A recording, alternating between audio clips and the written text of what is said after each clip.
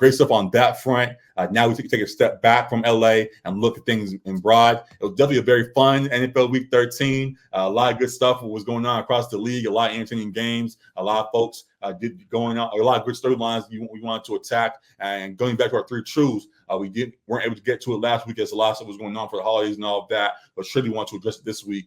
Alec, I'll pass to you first. What is your first truth of Week 13? Yeah. You first. Yeah, you're good. Yeah, I think the game of the week was played in Philadelphia this past Sunday, and to me, the best team in the NFL had a resounding W. I think there's no question at this point who the best team in the NFL is. I think they had the best win on the season over the Eagles, who were touted coming into the game as arguably the best team in the NFL. They've figured out ways to put together wins while their point differential isn't insurmountable. I think they're like plus 40 on the season. Right. But they've found a way to win these close games week in and week out. But I said coming into this game, we're gonna see who the real best team in the league is, and I think we saw that clearly from the 49ers coming into Philadelphia and putting a beat down on the Eagles. Oh, I don't know what I just did. But we've talked about my dad being the Eagles fan. We've talked about Eagles fans in general, how nice they become as their team has begun winning. Many fans are saying, and we can call it cop out or whatever, but I do want to ask you in seriousness, how much weight do you put into them playing the 3 games in 13 days and all that they've gone through in the last month? You put any weight into that? You can smile at it if that's a joke. That's fine. I'm with you. I'm asking for a serious question. If that has any matter to you, I'm on your side though. Like I see the Niners and all of that. I'm just asking the question. No. It's a fair question. I think it does factor in just playing 3 games and however many days that was. Like that's a lot on your body for sure. But they had the home field advantage. They were talking. Eagles fans were talking. That's my point as well. As much as there's the 3 games, 13 days, and we see all the excuses that could be made, y'all still got up and were loud. Very loud. They were talking about how they were disrespected because they were the 3-point underdogs at home and all this stuff. We don't want to hear the excuses once you guys lose. When you guys have nothing to say about that, I'm heading into the game. So my dad was like, you know what, I saw it coming in 3 games in 13 days. I was like, I'm not trying to hear that. It wasn't close either. It was not. Y'all got They told y'all what they were going to do ahead of the game. See when they pointed out. They said what they were going to do. They showed up in all black. They told y'all what was going to happen and delivered in full. So there's no excuse for them to make right now, and they just have to find a way to prove us wrong, I guess, when the opportunity presents itself, if it does, down the line. So salute to the Niners for showing up, and we talked about early on that they were the best team in the league, and we found some reason to doubt them for a moment because injuries and all of that. They've gotten right back into form and have showed that they are clearly ahead above the rest right now. I was going to also point out styles make fights, and for the Eagles side, more of the conversation could just be that their styles differ right now, and they're still trying to get into full form. As we have seen a few issues that they dealt with, turnovers and things, and recently the defense is still rounding out. They just signed Sheckler after the game and things of that nature. So they're still putting things together. But the Niners have found the form that they believe will take them to the promised land, and they have damn near perfected it, and it looks great right now, and should carry them a long way. So salute to them for what they're doing. I also want to give praise to Brock Purdy. Respect that man. I saw your note on there. I wasn't sure about that.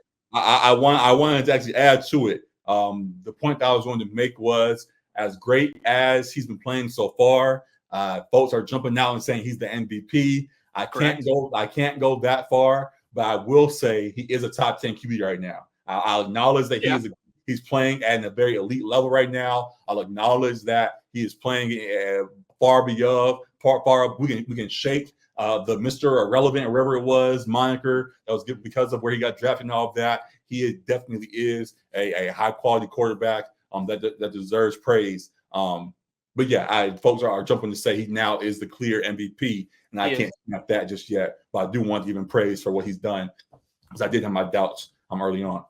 Who is the MVP? To me, it's still not still, but to me, it's Tyreek. Seeing how impressive he is. Well, okay. If you're gonna do that, as far as like who you like feel like should kind of thing, because like he'll probably get like offensive player of the year type thing. But it's gonna be a quarterback though. So wow. So like I'm not mad at that. Like if you want to say Tyreek or like CMC or something, but it's gonna be a quarterback. And between the QBs, I think he is the MVP. Like it's between him, Tua, and Dak for me. But his if stats. It's gonna be that, if it's a debate in my head, if it's someone debating a toss up and there's no clear quarterback, that's the guy. I say with somebody else who's a clear best position player right now in Tyreek, I would give it to him over the debatable QB that could get it. So I mean, obviously, for the voters, it might be opposite of that, and they're going to give it to Brock anyways. But I just say he's not the clear MVP to me right now. While he definitely is playing impressive so far. So that's what all I was trying to say. Interesting.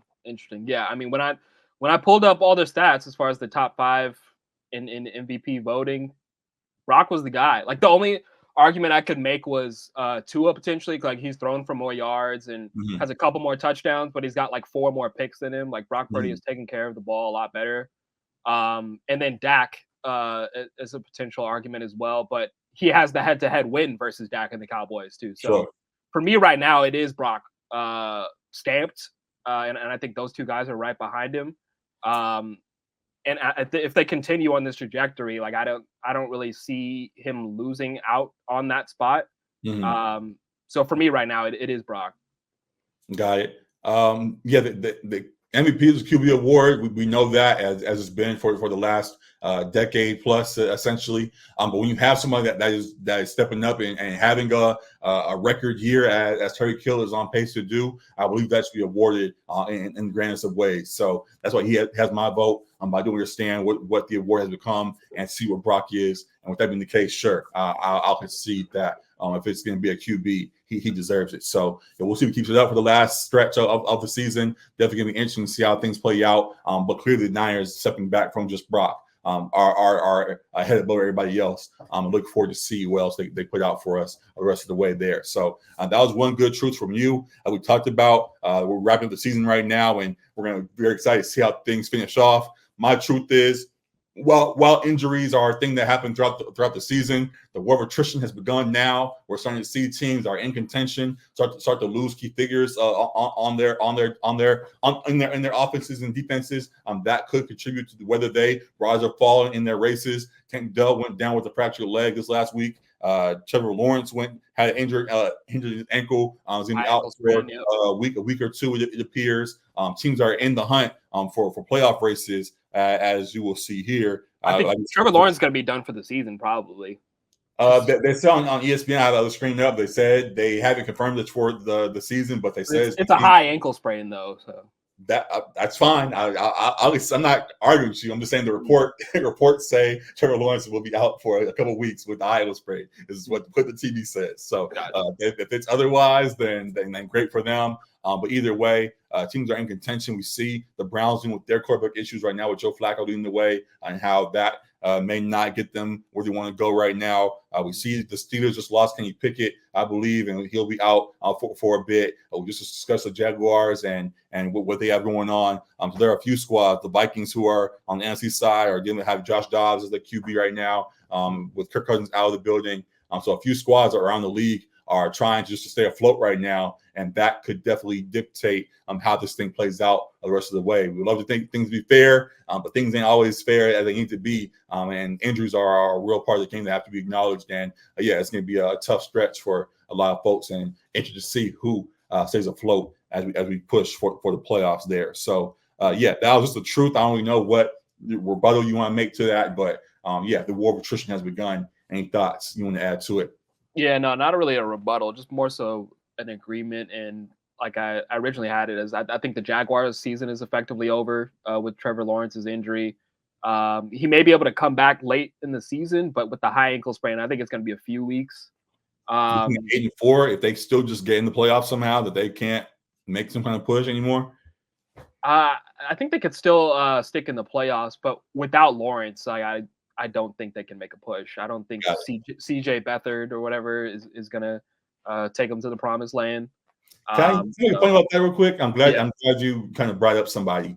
We saw with the Bengals this last night how important having a backup QB is. Jake Browning stepped up and played a pretty impressive game. I think he went like 34 or 37 for 350 yards, something like that. Yeah, he did a great game.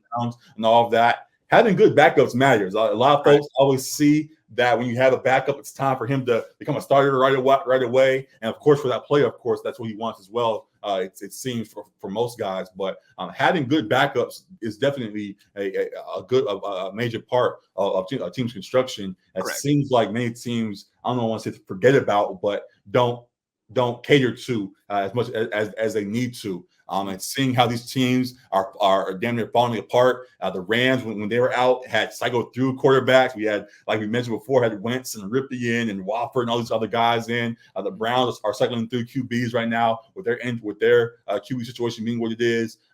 Having serviceable backups definitely is an important part of the game that gets dismissed far too often. So we'll see if this year, and seeing how these teams continue to deal with all these quarterback issues, we'll prioritize that more going forward. But yeah, seeing how teams fall apart once one guy goes down is shocking, honestly. As much as that guy definitely is a star in his own right for many of those offenses. So yeah, I just wanted to acknowledge that in the midst of this too. For sure. So yeah, we'll see how this thing plays out. I want to go there, but I'll just knock on wood. I'm not going to say what I'm going to say, but yeah, just hope teams stay afloat. And I'm excited for this final leg of the regular season here. So good stuff with that. Alec, you have 2 truths this week. What is your second one this week? Yeah, my final truth is that I believe the Super Bowl victory for the Kansas City Chiefs may have hurt them for this year. I believe them winning that Super Bowl allowed them to kind of operate as if they don't need like the wide receiver talent to get the job done.